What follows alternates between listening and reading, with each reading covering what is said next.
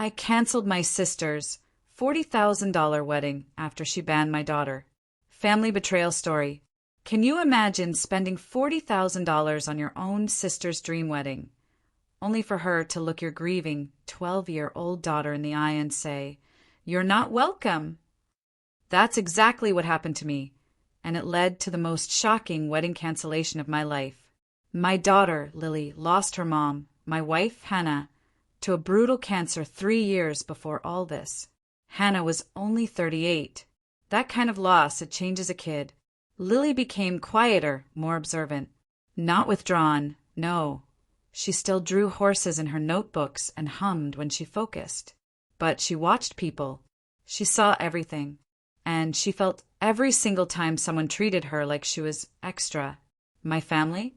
They didn't really step up after Hannah died. They stepped in with their hands out. My parents were the worst offenders, but my sister, Kayla, she learned fast.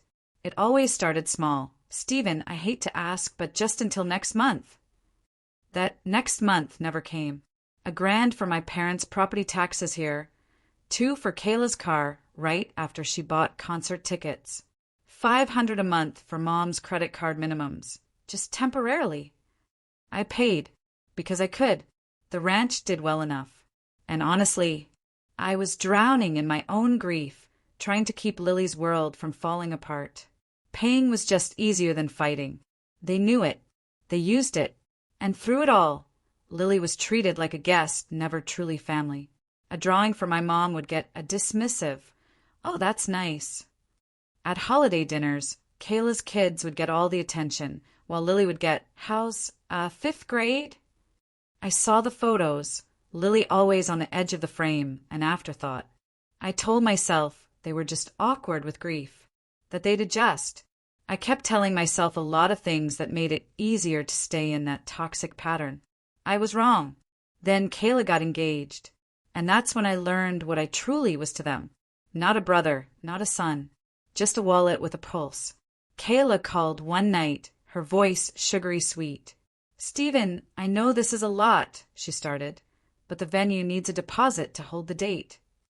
I was in the barn office, the smell of hay and leather in the air. Lily was at the kitchen table, humming softly as she did her homework. "How much?" I asked, bracing myself. Kayla hesitated, trying to sound humble. 40, she said. $40,000. I actually laughed. It sounded like a joke. But Kayla didn't laugh. "Stephen, it's my wedding. It's once in a lifetime, and Dylan's parents aren't helping. They said they're tapped out." I rubbed my face, exhausted. "Kayla, 40,000, that's not a small ask." She quickly cut in. "I wouldn't ask if I had another option. It's just a deposit. Dylan's bonuses will cover the rest." I knew it was a lie.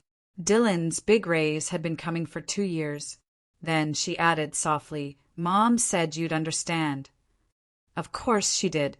Mom always volunteered my money, like it was a family resource. I should have said no. I should have asked for contracts. But Kayla did what she always did. She pulled Hannah into it without saying her name. "You know," she said, "Hannah would have wanted you to help. She loved weddings." My jaw clenched. My teeth hurt. Lily hummed in the kitchen, oblivious, and I did what I always did. I tried to keep the peace. I wired the deposit. My name went on the payment confirmation. The venue required the payer's info, and Kayla said it was easier. I didn't fight it. It kept going. 2,000 for Kayla's dress, 6 for flowers, another 3 for the rehearsal dinner. Every time it was urgent. Every time it was my problem. And every time I asked about the guest list, Kayla brushed me off. "Oh, we're still finalizing. It's complicated. You'll see." The more money I gave, the less information I got. That should have told me everything. But I was tired.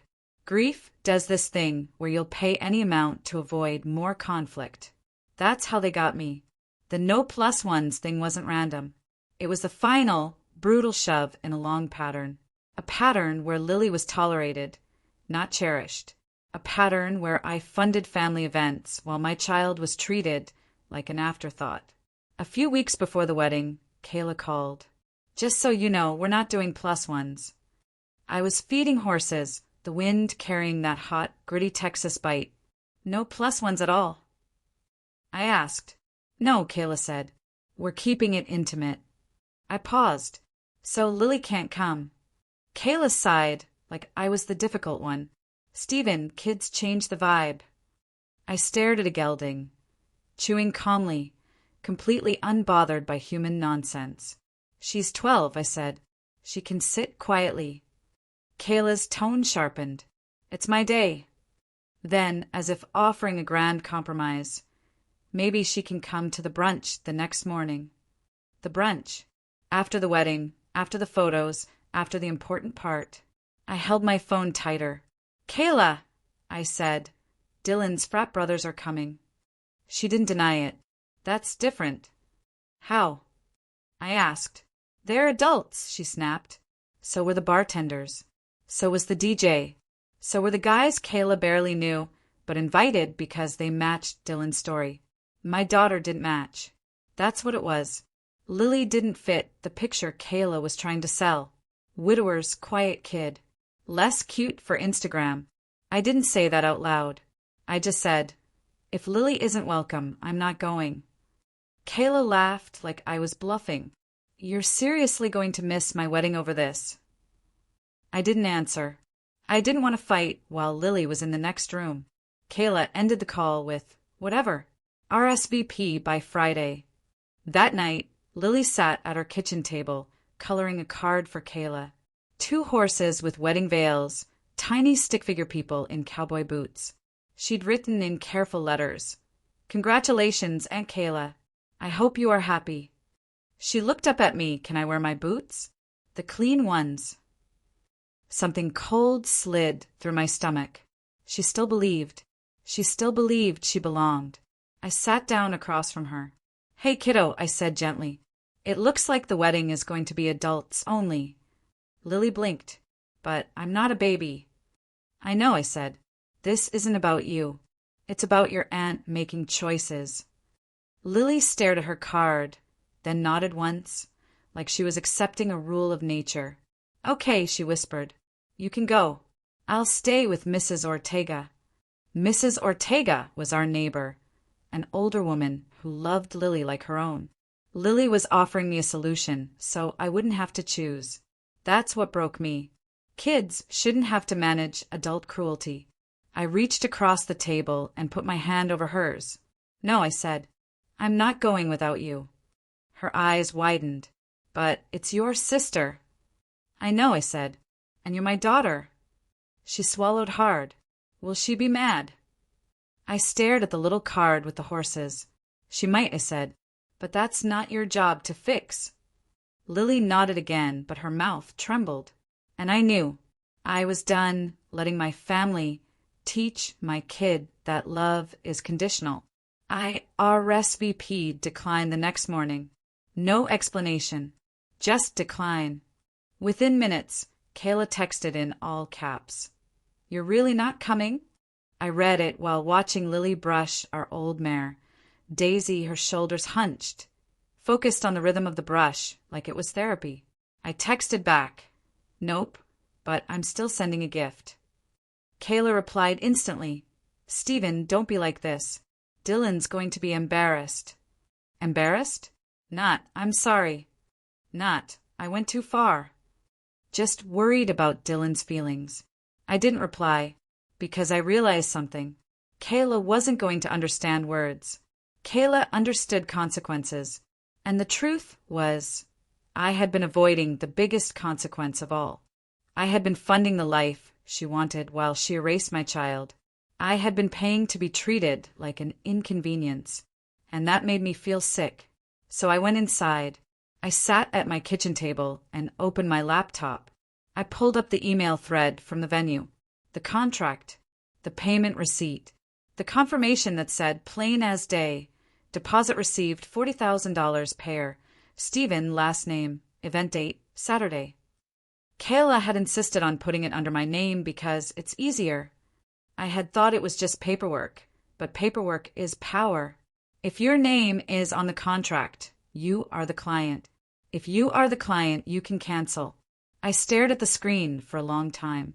Not because I doubted my decision, because I pictured Lily's face in that mirror, smoothing her dress, trying to be okay. Then I pictured Kayla smiling at a pack of frat guys while telling my daughter to wait in the car. I felt that cold steadiness settle in, the kind you get when you're done being negotiated with. It was already late. The wedding was the next day.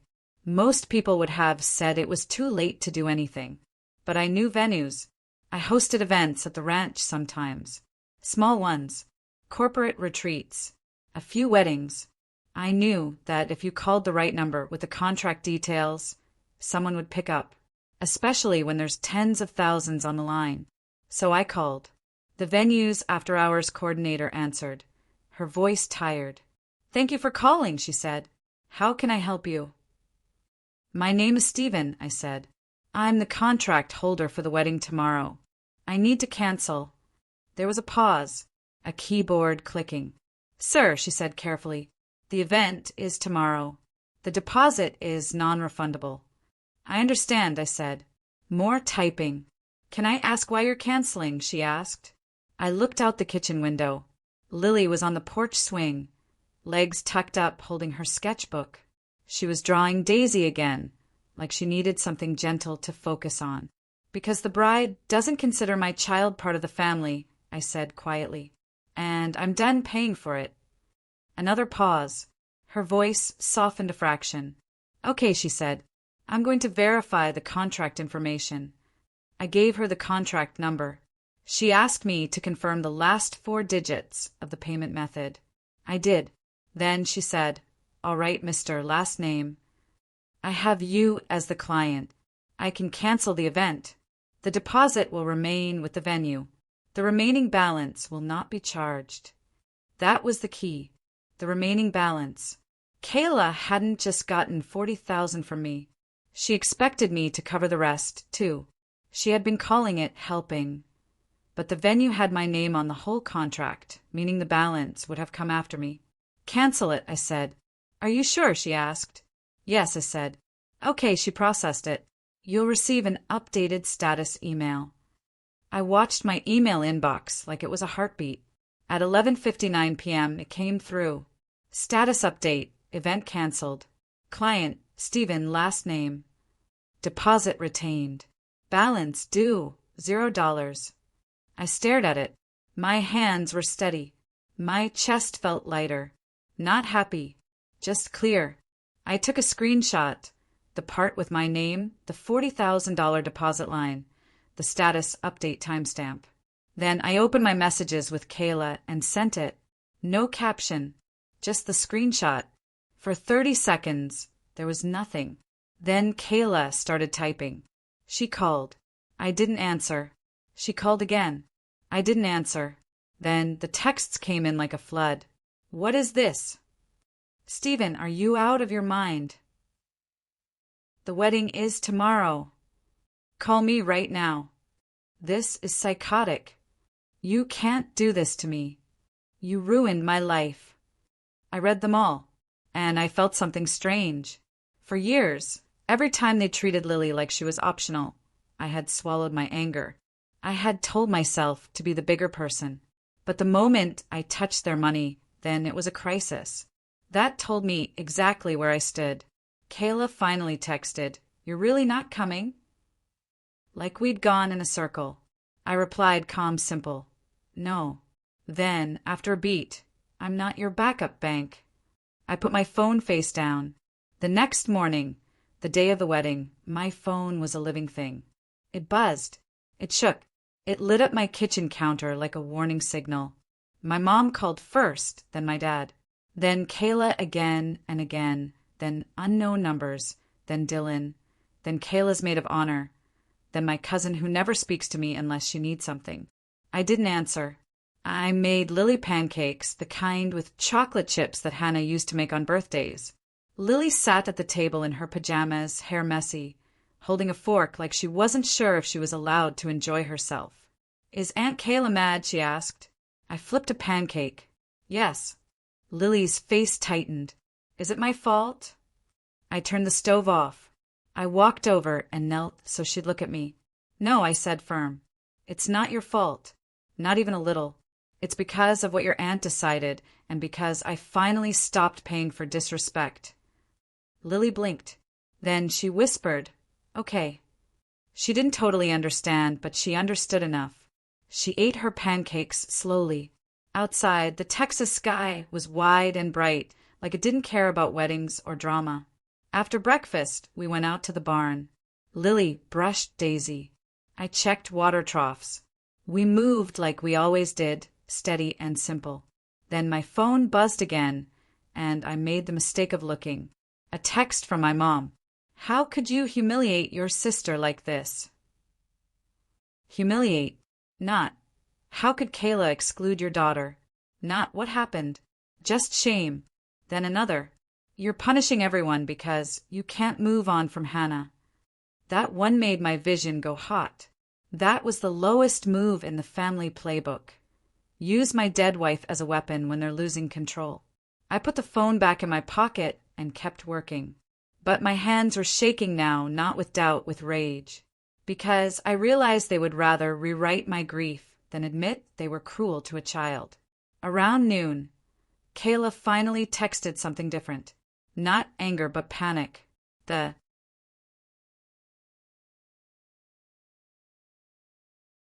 Ever feel like her place in the family depended on negotiations? Instead, I opened my notes app. I wrote one sentence. Then I copied it and sent it to Kayla, my mom, and my dad in one group text. "I won't fund a family my daughter isn't part of." That was it. No speeches. No threats. Just the line. Then I blocked them for the rest of the day. The fallout hit exactly the way you'd expect. They didn't show up with apologies. They showed up with guilt. They showed up with blame. They showed up with, "How dare you?" My dad drove out to the ranch 2 days later, like he was coming to inspect cattle. He got out of his truck, slammed the door, and stood by my gate, hands on his hips. I walked up calm. He said, "You cost your sister her wedding." I looked at him. "She cost my daughter her dignity." He scoffed. "It was one event." "No," I said. "It was the pattern." My dad's eyes narrowed. "You're acting like Lily's some kind of victim." "She is," I said. "And the fact you can't say that out loud tells me everything." He stepped forward. "We're family. We don't do this to each other." I nodded once. "Exactly." My dad's face tightened, trying a different tactic. He lowered his voice. "So what now? You're just going to throw 40 grand away." I held his gaze, and this is where the truth finally came out. "I didn't throw it away," I said. "The venue kept it because the deposit was non-refundable." My dad's lips parted. He'd expected me to get the money back. He'd expected me to teach a lesson and still be their financial safety net. "I kept talking," I said, "but I saved myself from paying the rest. And I stopped being the guy who gets used." My dad's jaw clenched. "You're selfish." I laughed once, short and tired. I paid your taxes," I said. "I paid Mom's credit cards. I paid Kayla's dress. I paid your truck tires last winter. I paid and paid and paid, and you all still treated my kid like she was in the way." My dad pointed toward the house. "Your mother's been crying." I didn't flinch. "I'm sure she has," I said. "Lily cried too, quietly in the truck, but you didn't show up for that." He stared at me like he didn't recognize me, because I wasn't bending. I wasn't apologizing. I wasn't trying to smooth it over. I said calmly, "I'm done. No more money. No more help. If you want a relationship, it starts with respect for Lily." My dad's voice rose. "You think you can set rules for us?" "They're not rules," I said. "They're boundaries, and they're not negotiable." He stood there a moment, breathing hard. Then he did what he always did when he couldn't control a situation. He left, got back in his truck, and drove off without another word. Kayla tried different approaches. First, she went angry. A long text from a new number. "You ruined the most important day of my life. I hope you're happy." Then she went dramatic. Dylan's family is talking. Everyone thinks I'm trash. Then fake sweet. Steven, can we just talk? I miss you. Then she went for Lily. Tell Lily I'm sorry she feels excluded. Sorry she feels excluded. Not sorry she was excluded. Not sorry she was told to wait in the car. Not sorry frat boys mattered more than a kid. Just sorry Lily had feelings. I didn't respond, because I knew if I opened the door even a crack, Kayla would shove her way back into my accounts. Instead, I did one more concrete thing. I went through every payment I'd been making. The temporary monthly transfers. The auto pay I had set up for my mom's card. The loan repayment plan for my parents' property taxes. And I shut them down one by one. I didn't announce it. I didn't send a dramatic message. I just clicked cancel transfer, cancel auto pay, remove linked account. Then I changed my banking passwords. And for the first time in years, my money stayed where it belonged. With me, with Lily in our actual home. Not in the pockets of people who treated my kid like an inconvenience. The silence after that was loud. A full week went by with nothing. No calls, no texts, no surprise visits. Then the panic hit. My mom rang from a block number and left a voicemail that sounded rehearsed. Steven, we don't understand. We're your family. I deleted it. Kayla texted only one thing. Mom's credit card is past due. Not, how's Lily? Not, can we talk? Just a bill. A few days later, Aunt Ruth called. She always brought extra pie and watched quietly. Honey, I heard, she said. I braced myself, but she surprised me. I'm sorry, she said. Kayla's telling people you're bitter and controlling. But she forgot we all saw how she treats Lily. That hurt, because it meant adults had watched my child get erased for years. Before we hung up, Ruth added, your parents have been using your granddad's land income like it's theirs. Look into it. And it clicked. This wasn't just the wedding. The whole system was built on me paying and staying quiet. Not anymore. Sometimes people tell you who they are, but you're too busy paying their bills to listen. For me, it took seeing my daughter's quiet dignity stripped away from me to finally open my eyes. It wasn't about revenge. It was about consequences. It was about choosing my child over people who would never choose her. Tell me, honestly, what would you have done in my place? Have you ever had to draw a line in the sand with your own family? Let me know in the comments below.